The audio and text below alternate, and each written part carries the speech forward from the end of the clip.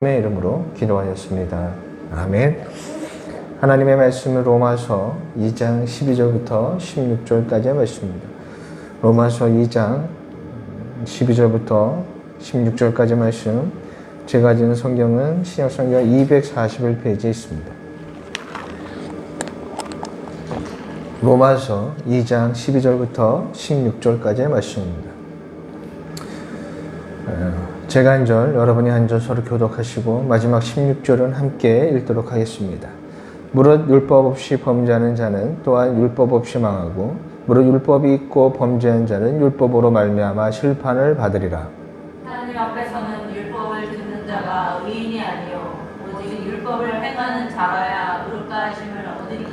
율법이 없는 이방인이 본성으로 율법의 일을 행할 때에는 이 사람은 율법이 없어도 자기가 자기에게 율법이 되나니 이런 이들은 그 양심이 증거가 되어 그 생각들이 서로 혹은 고발하여 혹은 변명하여 그 마음에 새긴 율법의 행위를 나타내느니라. 곧 나의 복음에 이른 바 같이 하나님이 예수 그리스도로 말미암아 사람들의 은밀한 것을 심판하는 그날이라. 아멘. 바울에게 있어서 바울은 무엇보다 자신의 동족이자 형제인 유대인의 구원을 간절히 바라였습니다. 로마서 9장 1절에서 3절까지의 말씀을 통해 바울은 이렇게 고백을 합니다. 내가 그리스도 안에서 참말로 하고 거짓말을 아니하노니 나에게 큰 근심이 있는 것과 마음에 그치지 않는 고통이 있는 것을 내 양심이 성령 안에서 나와 더불어 증언하노니 나의 형제 곧 골육의 친척을 위하여 내 자신이 저주를 받아 그리스도에게서 끊어질지라도 원하는 바로라. 아멘. 이 로마서 9장 1절부터 3절까지의 고백은 이런 고백입니다.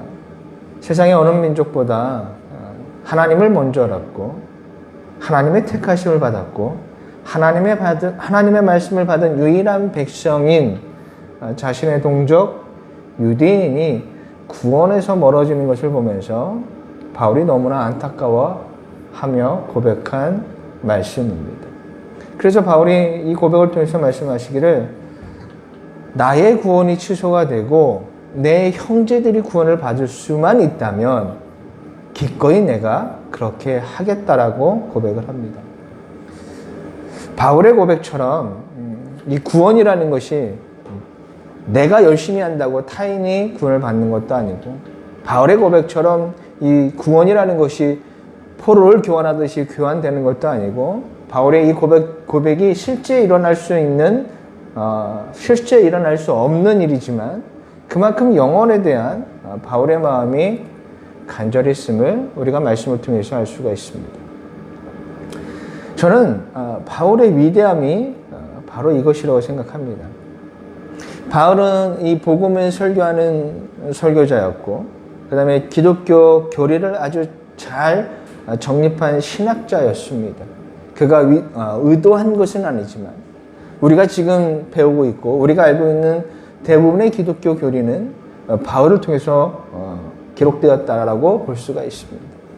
그는 신학자였다고 또한 많은 이들을 치유하는 능력자이기도 했지만 그 어떤 것보다 바울의 위대함은 영혼 구원을 향한 그리고 형제의 구원을 생각하는 그의 간절함에 있다라고 저는 생각을 합니다.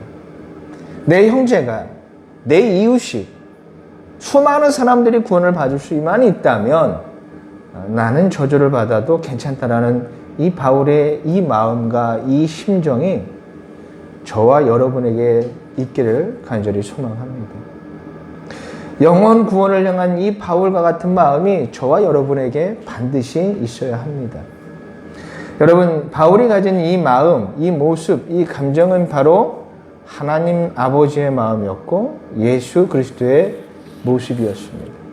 자신을 희생하여서 우리를 구원해 주신 예수 그리스도의 희생과 자기 아들을 희생하여 우리를 구원해 주신 하나님의 그 사랑과 동일한 모습이라는 것입니다. 이것이 바로 구원의 은혜인 거예요. 여러분, 사람이 믿음을 통해서 예수님을 믿어 구원을 얻으면 구원을 얻은 그 사람에게 어떤 일이 벌어질까요? 요한복음 15장 5절 말씀입니다. 우리 함께 읽어보도록 하겠습니다. 15장 5절 말씀이요. 시작. 나는 포도나무여 너희는 다르라. 그가 내 안에 내가 그 안에 거하면 사람이 열매를 많이 맺나니 나를 떠나서는 너희가 아무것도 할 수 없습니다. 아멘. 여러분, 포도나무에 이 달린 가지에서 무슨 열매가 맺어지겠습니까? 너무나 뻔한 답이죠. 포도나무의 가지에서는 포도 열매가 맺어집니다. 나무가 포도나무이니 가지에는 포도 열매가 맺혀지겠죠. 너무나 당연한 일이죠. 이처럼 여러분, 사람이 믿음을 통해 구원을 받으면 그 사람에게 일어난 일도 마찬가지인 거예요. 하나님의 사랑으로 구원을 받았으니 사랑으로 구원을 받은 사람은 사랑하는 사람이 되는 거예요. 예수 그리스도의 희생을 통해서 구원을 얻었으니 희생을 얻은 사람은 희생하는 사람이 되는 것입니다. 너무나 뻔한 이치죠. 누가 설명하지 않아도 이건 너무나 당연한 것입니다. 포도나무의 가지에서 포도 열매가 맺히듯 하나님의 사랑과 예수님의 희생을 통해 구원을 얻은 사람은 사랑과 희생의 사람이 되는 것입니다. 요한일서 4장 11절과 12절 말씀이에요. 사랑하는 자들아, 하나님이 이같이 우리를 사랑하였은즉 우리도 서로 사랑하는 것이 마땅하도다. 어느 때나 하나님을 본 사람이 없으되 만일 우리가 서로 사랑하면 하나님이 우리 안에 거하시고 그 사랑이 우리 안에 온전히 이루어지느니라. 아멘. 하나님의 사랑으로 구원을 얻으면 그 사람은 사랑을 하는 사람이 되는 거예요. 그리고 요한복음 15장 13절 말씀이에요. 사람이 친구를 위하여 자기 목숨을 버리면 이보다 더 큰 사랑이 없나니. 아멘.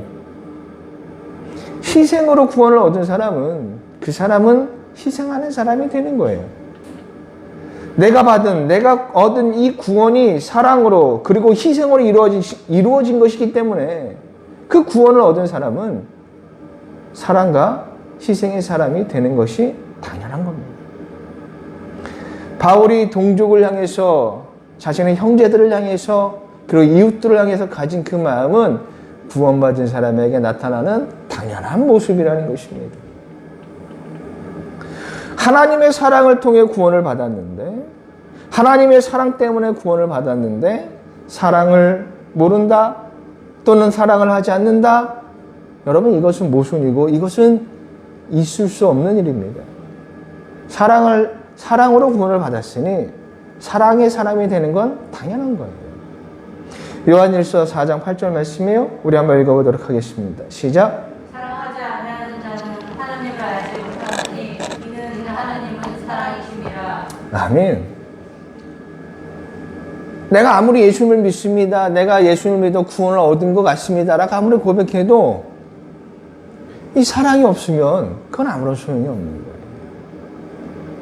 하나님의 사랑을 통한 구원을 바울이 얻었기에 그는 영혼을 사랑한 것이고 예수님의 희생을 통한 구원을 얻었기에 바울이 고백한 것처럼 나는 저주를 받더라도 형제가 구원을 얻으면 그것이 내가 더 원하는 것이라고 바울이 고백했던 것입니다. 여러분, 이러한 사랑, 이런 희생의 모습, 이런 모습이 저와 여러분에게 있습니까? 구원을 받았다라면 있어야 합니다. 우리가 구원을 얻은 사람이라면, 예수님을 믿는 그 믿음으로 구원을 얻은 사람이라면 반드시 이러한 모습이 나타나게 되어 있습니다. 영혼을 사랑하는 바울의 그 모습이 구원받은 모든 사람에게는 반드시 따라오게 되어 있습니다. 바울이 고백한 이 희생의 모습이 그에게만 있는 것이 아니에요. 바울처럼 위대한 믿음을 가진 사람들만이 소유하는 것이 아니라는 거예요. 예수님을 믿어서 구원을 얻으면 바울과 같은 마음을 모두가 다 소유하게 되는 것입니다. 그가 받은 구원과 우리가 받은 구원이 다른 것입니까? 아니잖아요. 똑같은 거예요. 바울이 받은 구원과 우리가 똑같은 구원을 받았다면 우리의 모습 속에도 바울과 같은 모습이 분명히 나타나게 된다는 것입니다. 똑같은 하나님의 사랑으로, 똑같은 예수님의 희생으로 완성된 똑같은 구원이에요. 그렇다면 똑같은 열매가 맺어져야 되는 거예요. 자, 그런데 영혼을 사랑하는 마음이 없고 희생하는 모습이 없다? 그러면 이건 안 되는 거잖아요. 내가 예수님을 믿어요. 내가 예수님을 믿는다고 입술로 고백하고 나는 예수님을 믿어서 구원을 받는 것 같아요. 받은 것 같아요. 또한 스스로는 내가 구원을 받았다라고 확신을 해요. 그런데 그의 삶 속에서 영혼을 사랑하는 모습이 없고 희생하는 모습이 없다라면 정말 진지하게 고민해 보셔야 됩니다. 정말 내가 예수님을 믿고 있는가? 정말 내가 구원을 받은 사람인가? 그 문제를 진지하게 고민해 보셔야 됩니다. 우리가 조금 전에도 말씀을 읽어봤잖아요. 요한일서 4장 말씀. 사랑하지 아니하는 자는 하나님을 알지 못하나니 이는 하나님은 사랑이십니다. 사랑하지 않으면 그 사람의 영혼을 사랑하는 마음이 없으면 그 사람은 하나님을 알지 못하는 사람이고 사람이라는 것을 분명하게 요한일서 4장의 말씀에 기록되어 있습니다. 어느 사람도 이러한 하나님의 말씀에 자유로울 수 있는 사람이 없습니다. 구원을 받으면 당연히 이러한 모습이 나타나는 거예요. 사랑이 없으면 그 사람은 하나님을 모르는 사람입니다. 하나님을 모르는 자가 어떻게 구원을 받을 수 있겠습니까? 이것은 제 얘기가 아니라 성경에 분명하게 기록된 하나님의 말씀입니다. 자, 그런데 여기서 궁금하실 분이 여기서 궁금한 것이 있을 거예요. 왜? 말씀을 시작하면서부터 사랑에 대한 이야기를 하고 희생에 관한 이야기를 하고 있는 거지. 구원이 하나님의 사랑 그리고 예수 그리스도의 희생이라는 건 알겠는데 사랑과 희생이 본문과 무슨 상관이 있을까라고 생각하는 분도 계실 거예요. 자, 그럼 이제부터 한번 우리가 본문에 대한 말씀을 한번 생각해 봅시다. 자, 오늘 저와 여러분이 읽은 본문에서 바울은 유대인의 율법을 비판을 합니다. 바울이 비판하고 있는 것은 하나님의 율법이 잘못되었다라고 비판하는 것이 아니라 하나님의 율법을 대하는 유대인의 태도입니다. 그것을 비판하고 있는 거예요. 그러면서 바울이 이 로마서 2장을 기록하면서 계속해서 반복하면서 사용하는 단어가 있어요. 그 단어가 무엇이냐면 행하다라는 단어예요. 행함을 의미하는 단어가 1절부터 등장을 하고 있어요. 자, 로마서 2장 1절 말씀을 보니까 그러므로 남을 판단하는 사람아 누구를 만나나고 내가 핑계하지 못할 것은 남을 판단하는 것으로 내가 너를 정죄함이니 판단하는 내가 같은 일을 행함이라. 자, 이렇게 행하다라는 이야기로 시작해서 말씀을 계속 살펴보면 2절, 3절, 6절, 7절, 10절 계속해서 이 행하다는 단어를 바울이 사용을 하고 있어요. 계속해서 어떤 이 단어를 반복하고 있다? 그러면 이 본문의 핵심이 여기에 있다라는 거예요. 바울이 이 본문을 통해서 우리에게 또한 당시 사람들에게 전해주고 싶은 이야기는 이거예요. 자, 유대인, 너희들은 하나님의 말씀, 율법을 가지고 있지. 이거 정말 하나님의 축복이야. 그런데 중요한 것은 율법을 소유하는 것이 아니라 그 율법대로, 율법이 기록한 대로 행하는 것이 중요하며 율법대로 행하지 않으면 아무 소용이 없다라고 지금 말씀하고 있는 거예요. 율법의 소유로 인해서 니네가 구원을 받는 것이 아니라 율법대로 행해야 구원을 얻을 수 있다라고 말씀하고 있는 거예요. 바울이 이런 말씀을 하신 이유는 유대인의 잘못된 신앙을 비판하기 위해서입니다. 유대인들은 이렇게 생각을 했어요. 우리가 어떤 민족인가요? 우리는 그 수많은 민족 가운데 하나님의 택함을 받은 민족이고 백성이며 하나님의 말씀을 받은 유일한 백성이니 우리는 궁극적으로 심판을 받을 때 그 심판에서 제외될 거라고 생각을 했습니다. 율법의 소유, 하나님께서 우리에게 주신 말씀이 있으니 우린 결과적으로 심판을 받지 아니하고 구원을 얻을 거라고 그들은 생각을 했습니다. 이런 유대인들의 잘못된 생각을 비판하면서 바울은 계속해서 행함이라는 단어를 사용을 하고 있어요. 율법의 소유가 중요한 것이 아니라 그 말씀 그대로 행하는 것이 중요하다.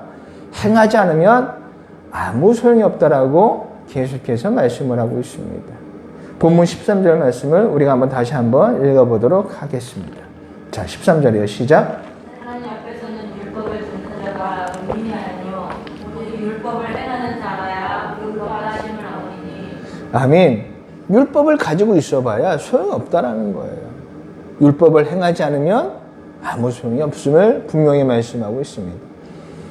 이 행함에 대해서도 이제 나중에 바울은 계속해서 이어서 17절 이후로부터 이 불완전한 행함에 대해서 우리가 이제 설명하는 것은 우리가 다음 주에 살펴보기로 하고요. 행함이 부족하지만 행함 없는 소유는 아무 소용 없다는 사실을 바울은 말씀하고 있습니다. 바울이 이렇게 유대인들의 잘못된 신앙에 대해서 비판하는 것을 이 말씀을 보면서 저와 여러분이 생각해 봐야 하는 것이 있습니다. 바울이 율법의 소유가 아니라 율법 그대로 행하는 것이 중요하다고 말씀하신 것처럼 저와 여러분의 신앙은 하나님을 알고 있다는 그 지식, 예수 그리스도의 복음을 알고 있다는 그 지식이 중요한 것이 아니라 그 복음을 믿는 것이 중요하고, 믿는다는 것은 곧 우리의 삶에서 하나님의 사랑과 그 예수 그리스도의 희생이 나타난다는 사실을 저와 여러분들이 반드시 기억해야 됩니다. 여러분, 우리가 하나님을 믿는다, 우리가 예수 그리스도를 믿고 그분의 복음을 믿는다는 것은 곧 구원을 얻었음을 의미하는데, 구원을 얻으면 어떤 모습이 나타나요? 제가 지금까지 강조했던 그 모습이 나타나는 거예요. 여러분, 우리가 구원을 얻으면 그분처럼 됩니다. 하나님처럼 생각하고 하나님처럼 뜻을 가지고 하나님처럼 사랑하는 사람이 되는 거예요. 우리가 하나님이 될 수는 없겠죠. 우리가 하나님처럼 생각한다는 것은 하나님의 생각을 내가 가지고 살아간다는 것을 의미하는 거예요. 하나님의 생각을 가지고 하나님의 뜻을 가지고 하나님이 사랑하신 것처럼 나도 영혼을 사랑하는 사람이 되는 것입니다. 이것이 구원받은 사람에게 나타나는 거예요. 그리고 예수님처럼 하나님께 봉사하고 하나님의 말씀에 헌신하고 예수님처럼 사람을 위해서 그 사람의 구원을 위해서 희생하는 사람이 되는 것입니다. 이것이 믿음의 사람이고 이것이 구원을 얻은 자의 모습이며 구원을 얻은 후에 바뀌는 믿음의 사람의 삶의 모습인 거예요. 그런데 내가 예수님을 믿었어요? 내가 예수님을 믿는다고 말해요? 그러면서 바뀐 삶이 없어요. 그러면서 교회를 다녀요. 그러면 그것이 문제인 거예요. 여러분, 교회 출석이 여러분의 구원을 보증해 주지 않습니다. 교회 안에서 여러분이 가지고 있는 직분이 저와 여러분의 구원을 보증해 주지 않아요. 예수님을 믿으면, 그래서 구원을 얻으면 우리는 구원을 전하는 사람이 됩니다. 하나님이 우리를 사랑하신 것처럼 사랑으로, 예수님이 우리를 위해서 희생하신 것처럼 희생으로 타인의 구원을 원하고 그렇게 살아가는 거예요. 하나님을 안다고, 내가 예수님을 얼마나 잘 알고 있는데, 내가 교회를 얼마나 오랫동안 다니고, 내가 하나님의 말씀을 얼마나 많이 읽고 배웠고 가지고 있는데, 그것이 여러분을 구원에 이르도록 하는 것이 아니에요. 예수님을 믿어야죠. 만약 우리가 구원을 받았다고 입술로는 고백을 하고 또한 마음으로는 그렇게 생각할지라도 여러분의 삶에서 타인의 구원을 원하는 모습이 없다면 안타깝게도 그 사람은 구원받은 사람이라고 말할 수 없습니다. 구원을 얻으면 구원을 전하는 사람이 됩니다. 반드시 그렇게 돼요. 사람마다 성향이 다르고 성격이 달라서 구원을 전하는 모습이나 방법은 다를 수가 있어요. 저처럼 꼭 말씀을 가지고 막 복음을 전하는 사람도 있지만 그렇지 못한 사람도 있어요. 예를 들어서 한번 생각해 봅시다. 성격이 아주 내성적인 사람이 있어요. 남 앞에 잘 나서지 못하고 좀 이렇게 남 앞에 나서는 걸 이렇게 망설이는 내성적인 사람이 있다고 생각해 봅시다. 근데 이 사람이 예수님을 믿었어요. 그래서 예수님을 믿었으니까 구원을 얻었겠죠. 그럼 이제 이 사람이 구원을 전하는 사람이 되겠죠. 그건 분명히 예수님을 믿어 구원을 얻은 사람에게 분명히 나타나니까 이제 이 사람이 복음을 전하는, 구원을 전하는 사람이 될 거예요. 그러면 복음을 전하려고 하면 우리가 보통 복음을 전한다고 생각한다면 사람들에게 가서 복음을 전하는 거잖아요. 근데 이 사람이 성격이 너무나 내성적이에요. 지금까지 살면서 사람들 앞에 나서서 어떤 일을 해본 적이 별로 없어요. 자, 그런데 이런 사람이 어느 날 갑자기 구원을 받았어요. 그렇다고 해서 이 사람이 성격이 바뀔까요? 180도로 바뀌어서 막 열변을 토하는, 갑자기 성격이 외형적으로 바뀌어서 막 사람들 앞에 나가서 막 복음을 막 열변을 토하면서 전하는 그런 사람으로 바뀔까요? 아닙니다. 그럴 수도 있겠지만 대부분은 그렇지 않습니다. 그러면 어떻게 해야 될까요? 할 수 있는 일은 너무나 많습니다. 꼭 남 앞에 서서 복음을 전하는 것이 그것만이 복음을 전하는 일은 아니잖아요. 너무나 내성적이어서 내가 구원을 받았지만 성격은 너무 내성적이고 사람들 앞에 나서는 게 좀 두려워서 망설일 때 그래도 그렇게 하지 않아도 할 수 있는 일은 너무나 일이 많아요. 우선적으로 뭐가 할 수 있어요? 남을 위해 기도할 수 있잖아요. 내가 사람들 앞에 나서서 말씀을 전하는 사람은 될 수는 없어도 홀로 날마다 영혼 구원을 위한 기도는 할 수 있잖아요. 그렇잖아요. 그건 내성적인 사람이나 외향적인 성격을 가진 사람이나 상관없잖아요. 할 수 있는 일이 너무나 많아요. 왜? 할 일이 없습니까? 그런데 많은 사람들이 얘기를 해요. 뭐라고 얘기하냐면 은혜가 없어서 아직은 제가 너무 쑥스러워서 부끄러움이 많아서 그런 얘기를 합니다. 예전에도 보면 가끔 저희가 이제 코로나 이전에 나가서 노방전도 하면 대부분 막 쭈삣쭈삣해요. 부끄럽고 남들 앞에서 나서서 뭔가 전한 것이 있어서 싫은 표정이 얼굴에서 다 드러나죠. 왜 그래요? 그럼 뭐라고 얘기하냐면 아직 은혜가 없어서 아직 너무 쑥스럽고 부끄러움이 많아서 좀 못할 것 같아요 라고 얘기하거나 그런 표정을 가지고 있습니다. 근데 여러분 이건 다 핑계예요. 핑계대지 마세요. 은혜가 없는 것이 아니라 내 성격 탓이 아니라 구원을 모르기 때문입니다. 여러분 구원은 곧 은혜인데 왜 은혜가 없다라고 핑계를 내십니까? 그런 걸로 더 이상 핑계대지 마세요. 내성적인 성격 때문에 사람들 앞에 나설 수 없으면 나서지 않아도 할 수 있는 일은 너무나 많습니다. 마음이 있다면 어떻게 해서든지 내가 할 수 있는 일을 찾아내겠죠. 여러분, 예수님이 이 땅에 오셔서 3년 동안 사역을 하시면서 많은 사람들이 예수님을 따랐죠. 그런데 모두가 예수님과 함께 생활하며 그분과 동행하지는 않습니다. 예수님과 함께 삶을 동고동락했던 12명의 제자 그리고 70명의 사람들이 있었습니다. 예수님과 3년 동안 함께 다녔죠, 그들이.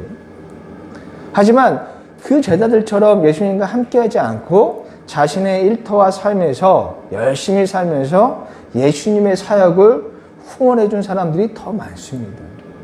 함께 하지는 않았지만 예수님이 사역을 하실 수 있도록 뒤에서 서포트 한 사람들이 더 많다는 거예요. 예수님과 함께한 12제자가 나을까? 아니면 뒤에서 후원한 사람들은 좀 더 믿음이 없는 사람입니까? 그렇지 않아요. 누가 더 나은 사람이라고 할 수 없습니다. 예수님을 믿어서 구원을 얻으면 분명하게 구원을 전하는 사람이 되는 거예요. 내가 나서서 할 수 없다면 그 일을 하는 목사님이나 전도사님이나 선교사님들을 후원할 수 있잖아요. 그분들을 위해서 기도할 수 있고 때로는 금전적인 도움을 줄 수도 있습니다. 할 수 있는 일이 내 성격 때문에 내가 그렇게 하지 못하는 것이 아니라 할 수 있는 일은 너무나 많아요. 근데 하고자 하는 마음이 없는 것입니다. 왜 마음이 없을까요? 구원을 모르기 때문이에요. 은혜가 없는 것이 아니라 하고자 하는 마음이 없을 뿐이에요. 여러분, 내가 구원을 받았다고 생각하면서도 이제까지 단 한 번도 누구의 구원을 위해서 기도해 본 적이 없거나 그 누구에게도 복음을 전해 본 적이 없다면 정말 내가 구원받은 사람인지를 여러분들이 한번 생각해 보시기를 바랍니다. 구원을 받으면 분명 그 구원받은 사람의 인생을, 삶을 분명히 변화시켜 줍니다. 여러분, 죄는 우리를 이기적인 사람으로 살아가게 만듭니다.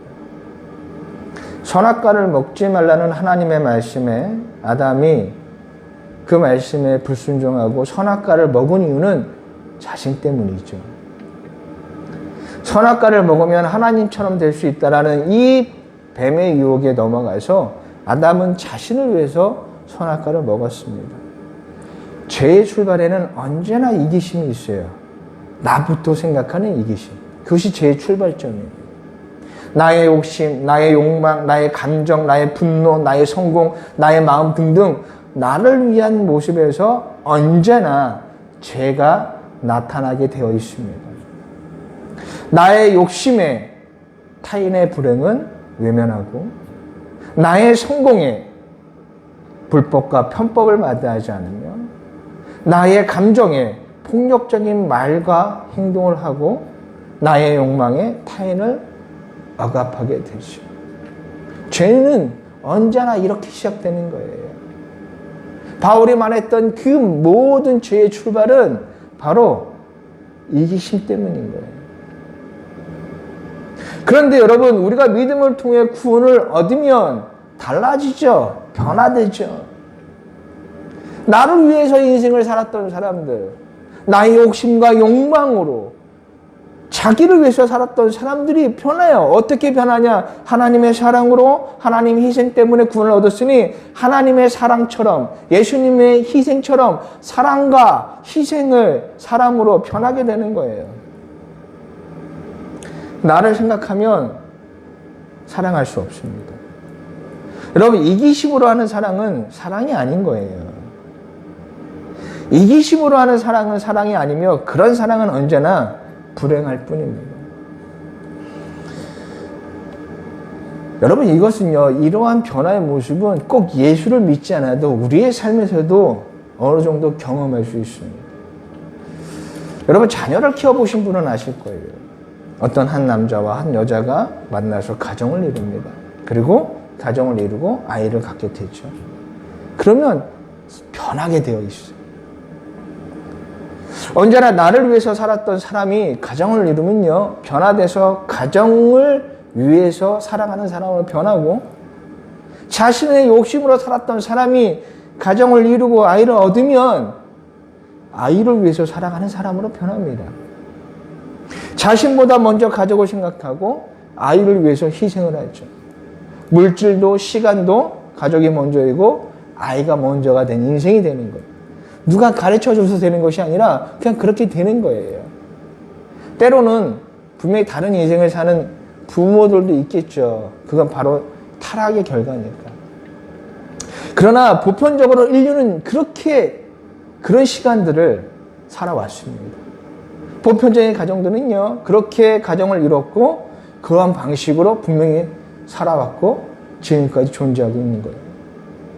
혼자였을 때는 없었던 사랑과 희생이 가정을 얻고 아이를 얻으면 신기하게도 그 사람에게 나타납니다. 여러분, 생각해 보세요. 아이가 아주 어렸을 때 막 태어났을 때 너무나 피곤하고 막 졸리고 자고 싶은 마음이 있음에도 불구하고 아이가 울면 부모는 달려가죠. 아이가 배가 고프다면 부모는 자다가도 아이에게 젖을 먹이잖아요. 나를 생각하면 그렇게 할 수가 없는 거예요. 근데 부모가 되니까 그런 마음이 생기는 거예요. 예수를 믿지 않아도 그런 변화는 우리의 삶에서 이렇게 조금씩 경험할 수 있어요. 그럼 우리가 예수를 믿어서 구원을 얻는다면 당연히 이런 변화된 모습이 나타나겠죠. 구원을 얻으면 없었던 사랑과 희생의 마음이 분명히 생깁니다. 그래서 희생이 봉사와 헌신으로 나타나고 사랑이 내가 다른 사람을 향한 간절한 모습을 갖게 만드는 거예요. 예전에는 그냥 나를 위해서 살았던 사람이었는데 예수를 믿고 구원을 얻으니 나의 구원뿐만 아니라 타인의 구원에 대해서도 관심을 갖게 되고 그 영혼을 구원하기 위한 간절한 마음이 그 사람에게 생겨나요. 그리고 그를 구원하기 위한 희생의 모습도 나타나게 되는 거죠. 그러나 지금 여러분의 모습은 어떠합니까? 잘 생각해 보세요. 우선적으로는 여러분 정말 여러분은 하나님 예수님을 믿는 사람입니까? 그리고 예수님을 믿는 그 믿음을 통해서 정말 여러분들은 구원을 얻으셨습니까? 여러분 교회는요 구원을 선포하고 구원을 얻은 사람들이 함께 모여서 하나님께 예배하고 우리에게 베푸신 그 하나님의 사랑을 예배하고 우리를 위해서 희생하신 그 예수님의 희생을 찬양하고 삶에서 경험한 구원에 관한 이야기를 나누는 것이 교회인 것입니다. 여러분이 지금 이 교회 안에 있다는 것은 구원을 원해서이고 구원을 얻은 사람이기 때문이에요. 그런데 그런 목적이 아니라면 구원을 원하지도 않고 구원을 얻지 못한 사람이라면 여러분의 이 시간은요 정말 무의미한 시간이 되고 말 겁니다. 왜 여러분의 삶 속에서 그 중요한 시간을 쪼개서 이곳에서 이 예배에 참여하고 계십니까? 믿음 때문이고 구원 때문이잖아요. 예수님을 믿기 원하시기 때문에 이 예배에 참여한 거 아니에요? 구원을 얻기 원해서 이 예배에 참여하고 이 말씀을 듣고 있는 거 아닙니까? 구원을 받았기 때문에 이 예배에 참여한 것이 아닙니까? 그것이 유일한 우리의 목적인 거죠. 그럼 저와 여러분들은 가장 중요한 것은 예수님을 믿으셔야 됩니다. 예수님을 믿으셔야 돼요. 제가 늘 말씀드리지만 예수님의 구원, 그 구원은 기록된 성경 말씀 외에 다른 곳에는 없습니다. 여러분이 착하게 산다고 구원받는 게 아니에요. 내가 선하게 산다라고 구원받는 것이 아니에요. 오직 구원은 복음 안에만 있습니다. 구원을 원하시면 말씀을 보세요. 말씀을 보시고 말씀을 들으시고 그곳에서 예수님을 만나시길 바랍니다. 이 교회 안에, 이 예배 안에 여러분이 함께하고 계시다라는 것은 믿음이고 구원 때문인 거예요. 믿음을 얻으시고 구원을 얻으셔서 하나님을 닮은 백성, 예수님을 따라가는 그런 은혜의 사람이 되시기를 간절히 바랍니다. 여러분, 하나님은 여러분을 사랑하십니다. 그래서 가장 귀한 독생자 예수 그리스도를 우리를 위해서 이 땅에 인간의 몸을 입고 오도록 하셨습니다. 그리고 예수님은 하나님 아버지의 말씀에 따라 자신이 가진 모든 영광과 권세를 버리시고 이 땅에 오셨습니다. 그리고 저와 여러분을 구원하시기 위해서 자신을 희생하셨습니다. 그리고 그 희생이 저를 살리셨고 여러분을 살리셨습니다. 그 복음을 믿는 자는 구원을 얻습니다.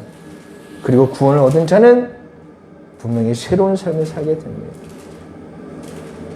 그 놀라운 구원의 삶을 우리 모두가 누리며 살기를 간절히 바랍니다. 여러분이 이 시간 무엇을 찾고 계십니까? 무엇을 얻기를 원하십니까? 여러분, 구원을 바라세요. 한 주간도 복음을 보세요. 복음을 들으세요. 그리고 그 복음이 우리에게 주시는 구원의 은혜를 풍성히 누리며 살아가는 저와 여러분이 되시기를 바랍니다. 새롭게 시작되는 이 한 해, 2023년도 한 해는 지나온 시간보다 더 나은 믿음의 성장을 이루는 그런 한 해가 되었으면 좋겠습니다.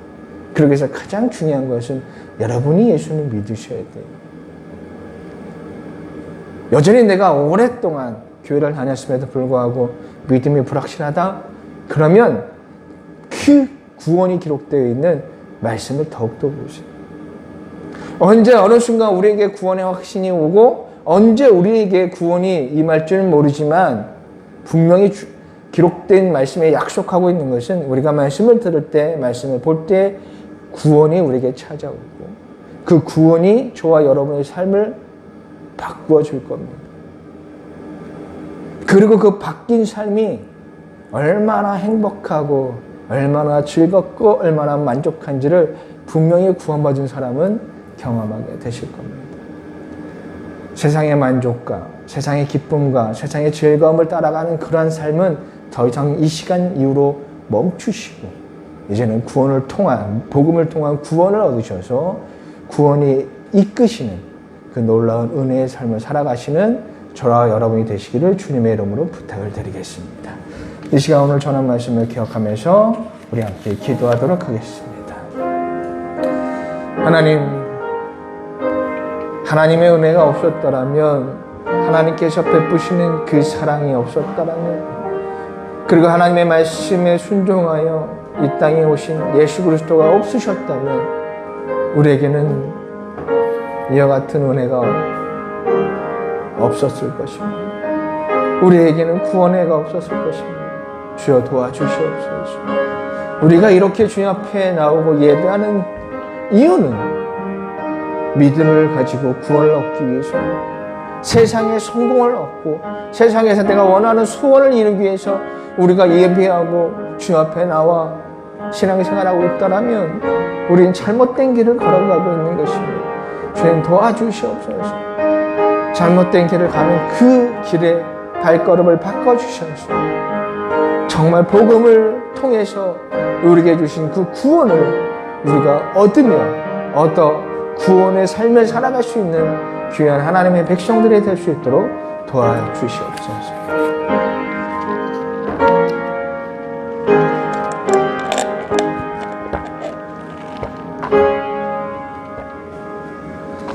하나님 감사합니다. 하나님 오늘도 주님께서 저희들의 발걸음을 이끌어 주셔서 예배하게 해주시고 말씀을 듣게 해주신 하나님께 감사합니다. 주님, 저희들이 믿음을 가질 수 있도록 은혜를 베풀어 주시고 믿음을 통한 구원을 얻을 수 있도록 저희들의 발걸음을 이끌어 주시고 은혜를 허락하여 주시옵소서. 세상의 영광을 위해서 살아가는 자들이 아니라 세상의 성공과 나의 욕심을 이루기 위한, 나의 소원을 이루기 위한 신앙을 갖는 자들이 아닌 믿음을 통해서 구원을 얻는 귀한 하나님의 자녀들이 될 수 있도록 도와주시옵소서. 오늘도 주님 앞에 나오면서 귀한 예물 드립니다.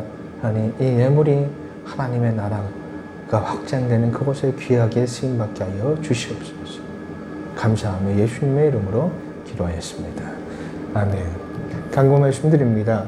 새해에도 기도하는 거 잊지 마시고 늘 말씀을 보시며 복음을 전하시는 하나님의 귀한 자녀들이 되시기 바랍니다. 새해 복 많이 받으시고 올해 한 해도 하나님과 더욱 가까이 동행하시면서 한 해를 또한 살아갈 수 있는 우리 모든 온전한 교회 성도들이 되시기를 바랍니다.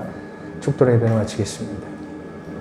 지금은 우리를 죄에서 구원하여 주신 우리 주 예수 그리스도의 은혜와 그 아들을 보내주셔서 우리를 죄에서 구원하여 주신 하나님의 사랑과 우리를 날마다 하나님의 말씀으로 하나님과 함께 할 수 있는 길로 이끄시는 성령 하나님의 조명하심과 인도하심이 오늘도 이곳에서 말씀을 듣고 구원의 삶을 살기를 원하는 우리 온전한 교회 성도들 머리 위에 지금부터 영원토록 함께 하기를 축복합니다. 아멘.